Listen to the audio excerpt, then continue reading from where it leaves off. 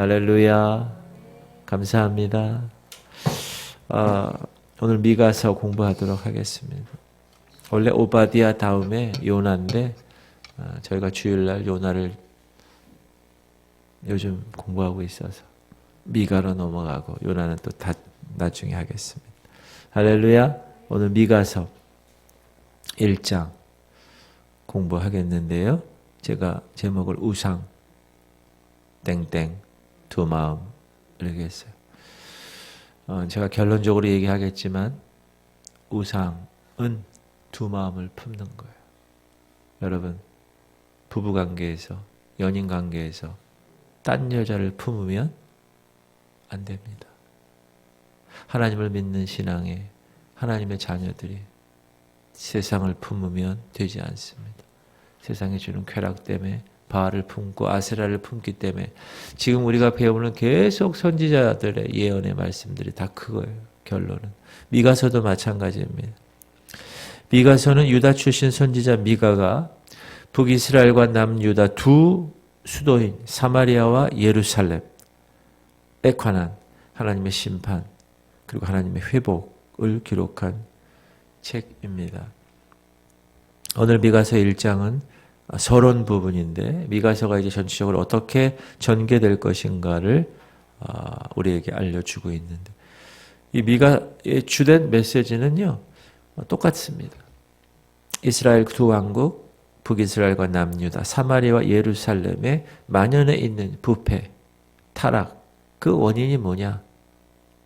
하나님을 떠나서 우상 숭배를 했기 때문이라는 이 메시지가 이 미가서의 핵심입니다. 모든 대예언서도 그렇고 소예언서도 그렇고 다 마찬가지입니다. 그래서 너희들 죄악이 이런 것이야. 심판이 있을 거야. 그리고 중간에 8절부터는 그래서 이 심판에 대한 선지자 미가가 어떻게 그 심판에 대해서 반응하는가. 그리고 마지막으로 10절부터는 백성들을 향하여 경고하는 그런 말씀, 오늘 1장의 말씀입니다. 하나님의 백성, 하나님이 택하시고 하나님이 율법 주시고 하나님의 자녀답게 살아가야 할 백성들, 그러나 이스라엘은 하나님의 법도에서 벗어나죠. 죄악의 길에 빠져 들어갑니다. 하나님은 사랑을 가지고 공동체 성경 읽기 호세아 요즘 읽는데 돌아오라 돌아오라. 고멜이 음란한 여인이죠. 호세아가 결혼을 하게 되죠. 그 여인과 하나님 말씀대로. 그 여인이 또 바람 피고 또 돌아오라. 또 돌아오라. 그것이 하나님의 그의 백성에 대한 사랑의 표현입니다.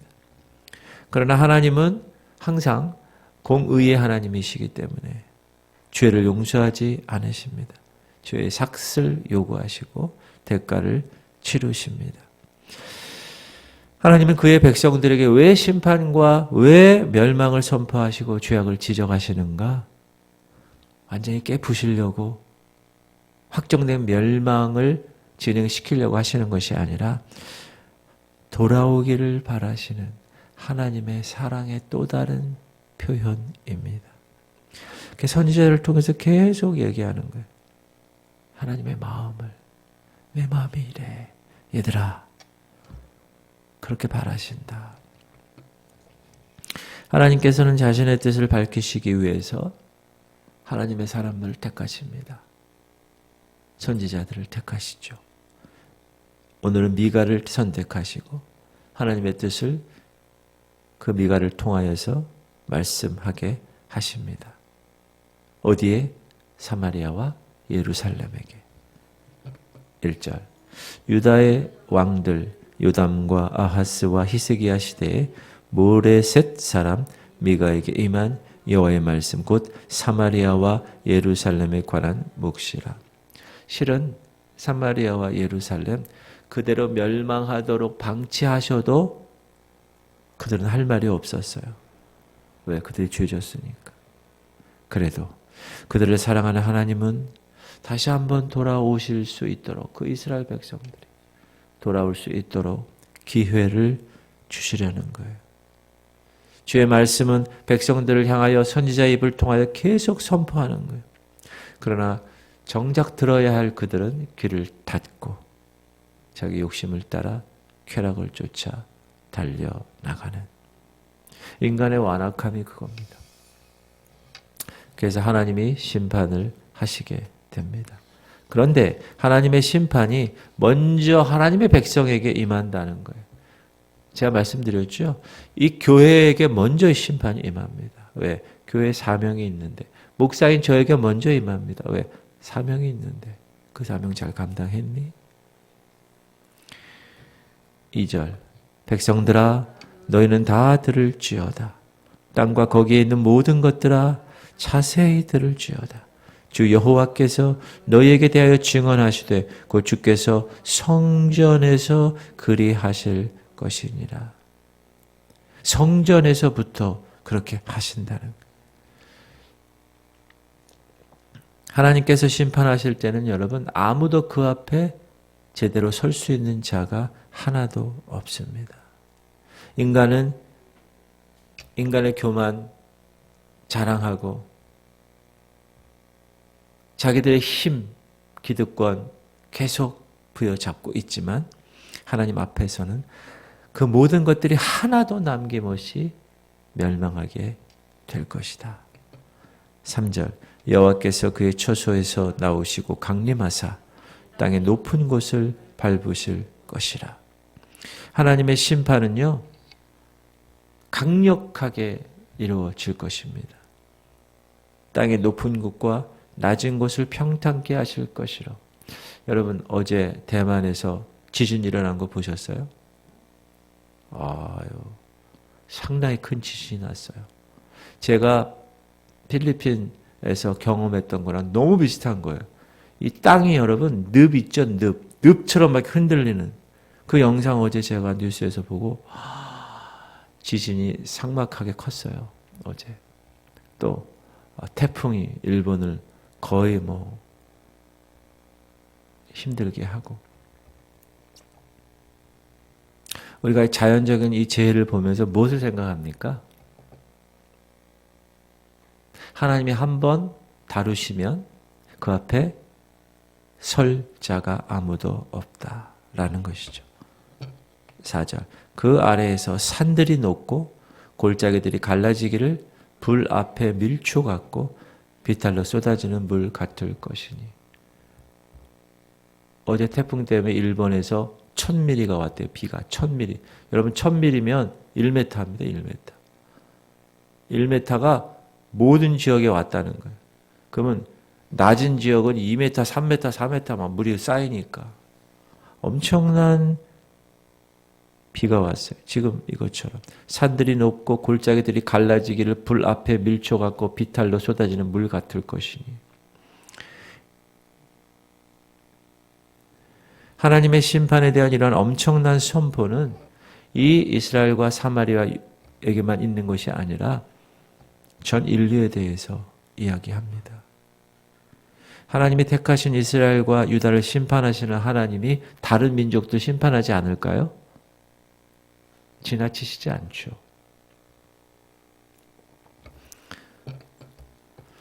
하나님께서는 이스라엘을 심판하시는 것은 왜 심판하시죠?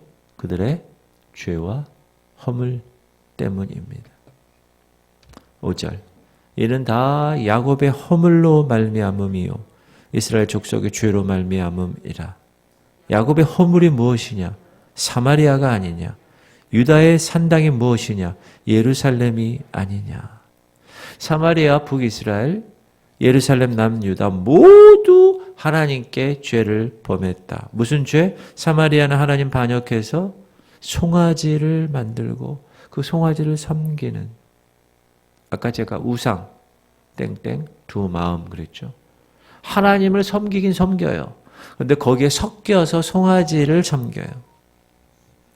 예루살렘 하나님의 성전이에요. 근데 거기에 산당을 세워요. 우상을 삼았다는 거예요. 하나님께서 하나님의 자녀들에게 세우신 제도와 법도 지키지 않아요. 자기 좋은 대로 하나님 섬기는 거예요. 얼마나 위험한 건지 몰라요. 여러분 지금도 자기 좋은 대로 신앙생활 하는 사람이 있어요. 교회에 보면. 그러면 되지 않습니다. 자기 기준이 있어. 여기, 괜찮아, 그거. 괜찮아. 이런 기준을 자기 나름대로 갖고 있어요. 하나님 말씀의 기준이 아니에요. 그건 여러분 잘못된 신앙입니다. 그 이스라엘하고 똑같은 거예요. 나 하나님 섬겨. 제물도 드려. 잘해. 그러나 자기 좋은 대로 신앙생활 하는 사람들. 그렇기 때문에 하나님이 뭘 원하시는지 그걸 알아야 되는 거예요. 그러기 위해서 어떻게 해요? 하나님 말씀을 공부해야 돼요. 이 말씀을 공부하지 않고 자기가 생각한 대로 이러면 신앙생활하면 되지 않을까? 되지 않아요. 하나님 말씀대로 기준이 돼야 됩니다. 그래서 주님이 이걸 주신 거예요.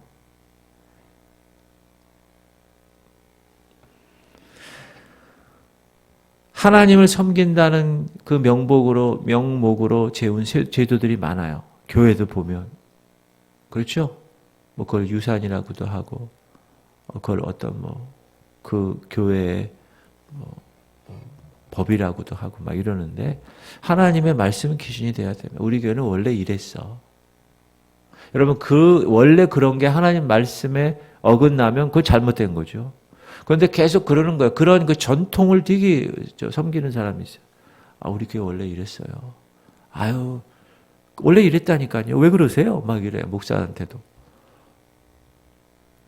그러면 되지 않습니다.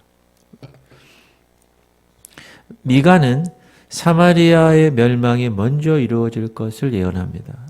6절. 이러므로 내가 사마리아를 들의 무더기 같게 하고 포도심을 동산 같게 하며 또 그 돌들을 골짜기에 쏟아내리고 그 기초를 드러내며 그 새긴 우상들은 다 부서지고 그 음행의 값은 다 불살라치며 내가 그 목상들을 다 깨뜨리리니 그가 기생의 값으로 모았은즉 그것이 기생의 값으로 돌아가리라.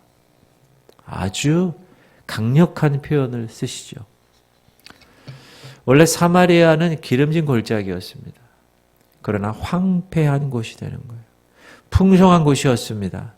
그러나 포도 농사 지을 땅밖에 되지 않는 그런 모습으로 변화될 것이다. 이 선지자 마음이, 여러분 선지자가 왜 힘드냐 하면 지금 현상을 바라봤을 때 하나님이 이렇게 될 것이라는 걸 선지자는 알아요. 그걸 얘기했는데 그 듣는 사람이 말을 듣지 않아요. 거기에 대한 괴리감이 있는 거. 이들이 왜 이럴까? 이렇게 되면 안 되는데. 분명히 진노를 받아 멸망을 당하는데. 그래서 계속 외치는 거예요. 미가도 마찬가지입니다. 사마리아에 대한 멸망 자체를 주님이 보여주셔서 그걸 선포하는 거예요. 그리고 유다인의 예루살렘까지 경고합니다. 그래서 이런 거예요. 이 유다만은 사마리아처럼 좀 되지 않았으면 좋겠어. 이 예루살렘만은 멸망에서 벗어났으면 평안한 삶을 살았으면 좋겠어. 라는 마음을 가지고 유다에게도 예루살렘에게도 경고를 하는 거예요. 이러므로 내가 애통하며 애곡하고 벌거벗은 몸으로 행하며 들깨같이 애곡하고 타조같이 애통하리니 이는 그 상처는 고칠 수 없고 그것이 유다에까지도 이르고 내 백성 성문 곧 예루살렘에도 미쳤음이라. 얼마나 안타까운가. 얼마나 안타까운. 애통하고 애곡하며 벌거벗은 몸으로 행하며. 이게 하나님이요 선지자들에게 너 벌거벗고 다녀 이렇게 한다니까요. 너 목에 물고 이거 들고 다녀. 너 옆으로 누워서 자. 막 이런 식으로 선지자들의 그 행위를 보고 깨달으라고 하나님이 그렇게 선지자들에게 하라는 거예요. 안타깝게도 그들은 깨닫지 못한다.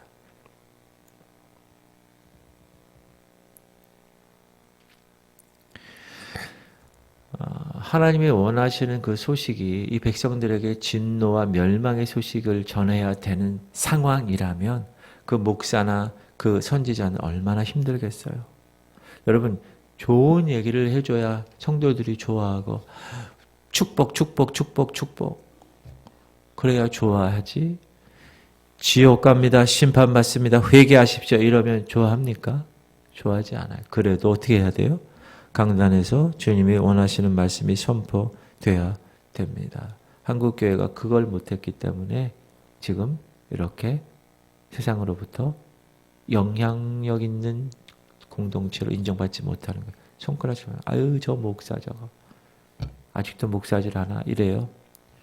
아유 저 아직도 지금 교회 다녀. 그리고 이스라엘, 유다, 사마리아, 예루살렘뿐만 아니라 여러 도시에게도 경고하죠. 읽어볼까요? 천천히. 가드에 알리지 말며 도무지 울지 말지어다. 내가 베들레아브라에서 티끌에 굴렀도다. 사빌 주민아 너는 벗은 몸에 수치를 무릅쓰고 나갈지어다. 사안한 주민은 나오지 못하고 벳에셀이 애곡하여 너에게 의지할 곳이 없게 하리라. 마롯 주민이 근심 중에 복을 바라니 이는 재앙이 여호와께로 말미암아 예루살렘 성문에 임함임이라. 라기스 주민아 너는 준마의 병거를 메울지어다. 라기스는 딸 시온의 주의 근본이니 이는 이스라엘의 허물이 내게서 보였음이니라. 이러므로 너는 가드 모레셋에 작별하는 예물을 줄지어다. 악십의 집들이 이스라엘 왕들을 속이리라. 마레사 주민아 내가 장차 너를 소유할 자로 내게 이르게 하리니 이스라엘 영광이 아둘람까지 이를 것이라. 이 도시들 껌껌해서 안 보이시죠? 이게 밑에 지역, 주로 밑에 지역. 이스라엘이 있으면 이스라엘 남유다 왼쪽 밑에 지역에 있는 나라들입니다. 이스라엘에게 멸망한다. 남유대에게 멸망한다. 사마리아와 예루살렘에 멸망한다고 얘기하신다고 해서 다른 이방인들을 선대하신다? 아니죠. 다른 이방인들도 다 멸망할 수밖에 없다. 그들은 더 멸망당할 수밖에 없다. 그래서 멸망당하는 하나님 민족을 보고 사마리아를 보고 멸망하는 예루살렘을 보고 다른 민족들이 좀 훈계를 받아서 죄에서 돌이키라 라고 이야기를 하는 겁니다. 그래서 여러 도시에게 이 선지자가 다니면서 순회하면서 야 너희들도 제대로 살아야 돼. 이렇게 얘기해야 되는 거예요. 그들에게 기회를 주는 거죠. 이스라엘의 여러 죄악으로 말미암아 그들에게 닥칠 멸망을 생각하며 슬퍼하시는 그 모습이 자식을 잃은 자들이 슬퍼함같이 슬퍼하라고 하십니다. 여러분 애를 낳고 낳기 전에 뱃속에 품어야 되고 또 낳을 때 얼마나 아파요. 그리고 그거 완전히 똥기저귀 하면서 계속 먹이고 얼마나 그거 키워요. 근데 그런 자식이 먼저 죽어요. 그럼 부모가 얼마나 마음이 미어지겠어요. 그런 사람들 있잖아요. 얼마나 안타깝습니까? 너는 네 기뻐하는 자식으로 인하여 네 머리털을 깎아 대머리 같게 할지어다. 네 머리가 크게 벗어지게 하기를 독수리 같게 할지어다. 이는 그들이 사로잡혀 너를 떠났음이라. 당시 사람들에게 머리털은 능력과 권능을 상징합니다. 그래서 하나님 앞에 특별히 구별된 자들은 머리털을 깎지 않았습니다. 나시린 들어봤죠? 사무엘 같은 사람, 삼손 같은 사람. 그런데 끌려가는 자들, 이제 멸망해가지고 종으로 끌려가는 자녀들을 봤을 때 머리털 없는 독수리처럼 머리털이 없이 포로로 끌려가는 그 모습, 그 모습을 본 부모들은 어떻게 됩니까? 안타까워서 어떻게 하죠? 자기 자신의 머리털을 다 대머리처럼 깎아서 그 괴로움을 표현하게 될 것이다. 노예로 끌려가는 자녀들을 보아야 하는 그 부모의 그 쓰라린 슬픔, 그걸 머리털 깎는다고 그게 해소가 되겠어요. 여러분 이 암에 걸리면 항암 치료하게 되고 이 항암 치료가 상당히 힘들기 때문에 머리털이 다 빠집니다. 특히 소아 백혈병 이런 애들 보면. 그런데 그 엄마 아빠가 또 그 친구들이 그 애가 빡빡 깎으니까 얼마나 그거에 대한 마음의 상처가 있어요. 그러니까 엄마 아빠하고 친구들이 다 빡빡 깎고 왔어요. 그 아이를 만나기 위해서. 여러분 이거는 얼마나 귀한 사랑이에요.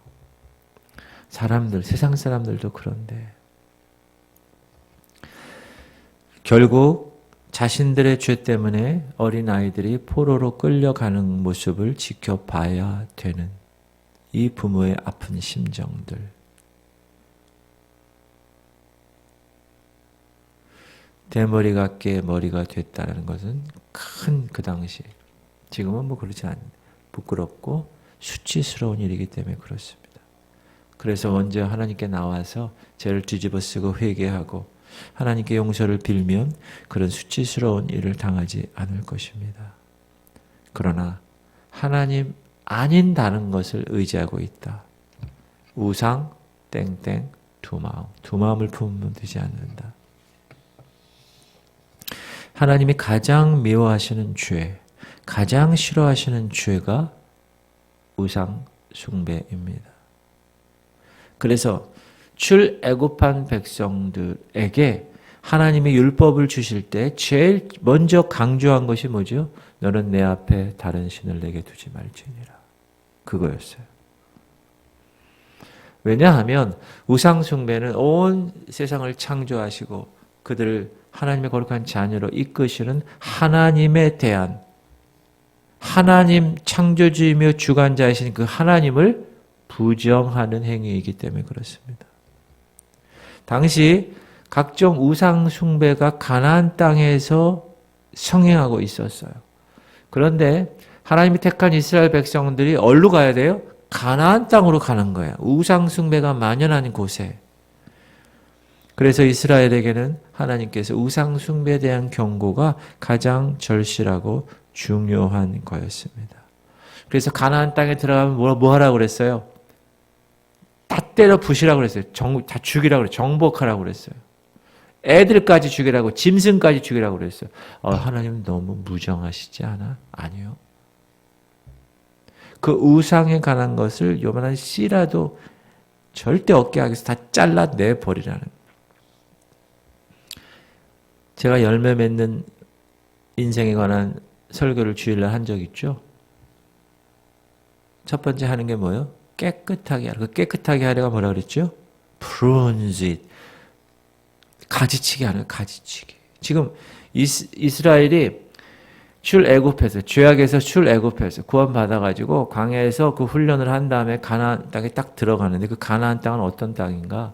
우상이 완전히 다 잡고 있는 땅이에요. 그 땅을 어떻게 하라고요? 다 가지치기 하면서 정복해서 요단강을 건너고 그 나라를 딱딱딱딱 해서 이 모든 하나님의 허락하신 그 가나안 땅을 정복해 나가는 과정이에요. 여호수아가. 하나님은 이 세상에 우리를 보내신 거예요. 훈련시키셔서. 그래서 이 세상에서 뭐 하라고 그러는 거예요? 다 잘라내라는 거예요. 다. 정복하라는 거예요. 하나님의 것으로. 그래서 우리를 구원하신 거예요. 출애굽에서. 그러니까 우리가 해야 될 일은 뭐예요? 세상 문화와 같이 짝해가지고 거기서 쾌락을 느끼는 게 그 우상숭배라는 거예요. 그러므로 여러분이 가장 절실하고 가장 중요한 명령, 하나님보다 우선순위에 두는 것, 그것입니다. 하나님은 가나안의 모든 거민들을 완전히 멸하라고 명령하신 이유, 그건 가나안의 그 우상, 그 종교적인 문화에 물들 것을 염려하셨기 때문에. 그러나 그 염려한 대로 이스라엘 백성들은 그 우상 숭배에 완전히 젖어들죠. 그리고 또 사사시대에 또 하나님이 얘기하세요. 얘들아. 그러면 또 회개하고 돌아왔다가 또 거기에 빠집니다. 그러면 또 이스라엘 선지자를 통하여 하나님께서 얘기하시죠. 또 거기 빠집니다. 그게 그 반복되는 게 구약 성경이에요. 그게. 특별히 그 번성하던 통일왕국 시대 때 급격하게 몰락하고 반으로 잘라지는 이유가 뭡니까? 솔로몬 시대. 처첩 1000명과 함께 그 외국에서 온 이방 단지 제사장들과 함께 하나님의 전에서, 여러분 하나님 전 앞마당에서 우상 숭배를 하는 거예요. 귀신들이 와가지고. WCC랑 너무나 똑같죠? 우리가 부산에서 WCC 총회한 거 한번 보세요. 영상으로. 완전히 무슨 구슬하고 뭐 난리를 피는 거예요.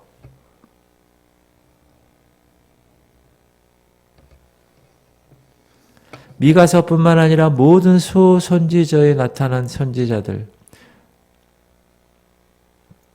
끊임없이 선포된 게 뭡니까? 우상숭배 패하고 하나님께로 돌아오라. 오늘 본문에도 사마리아 죄악도 바로 우상숭배, 예루살렘도 마찬가지였다. 하나님을 떠난 것이 바로 우상숭배다. 그런데 이 우상숭배가 신약에 들어와서 예수님이 뭐라고 그러시죠? 두 마음을 품은 것으로 얘기해요. 두 마음. 여러분, 인간이 두 마음 품으면 어떻게 해요? 안 되는 거죠. 부부가 있는데 남편이 옆집 아내를 품어. 그 두 마음이죠? 그게 우상숭배입니다. 성도들에게 있어서 하나님은 중요한 존재가 아니라 유일한 존재가 되어야 됩니다. 성도들의 삶 속에서 일어나는 모든 일, 하나님의 말씀의 기준으로 해서 하나님의 뜻을 발견하고 하나님의 힘을 공급받아 그 일을 감당하는 겁니다. 그런데 그럼에도 불구하고 많은 성도들이 자신의 판단에 따라 자신의 신앙을 기준을 자기 걸로 둬요. 쉬운 일은 좀 자기가 해나갈 것 같으면 자기 힘과 지혜로 해나가려고 그래요. 하나님께 기도하지 않아요. 좀 어렵다고 판단되는 일만 맡기는 사람이 있어요. 그것은 잘못된 것이다. 세상의 어떤 일이라도 하나님의 도움 없이는 이루어지지 않기 때문에 그렇습니다. 그러므로 성도들은 세상의 그 어떤 것에도 결코 눈을 돌리지 말아야 하고 하나님에게만 눈을 돌리고 초점, focus on Jesus, 예수 그리스도에게만 초점을 두고 그분께 맡기고 그분을 의지하고 살아가는 삶. 이것이 오늘 하나님이 여러분에게 말씀하시는 메시지입니다. 그렇게 사시길 바랍니다. 그런데 인간은요, 참, 이스라엘 보세요. 어쩌면 이렇게 일어나. 근데 우리가 그 모습이라. 할렐루야.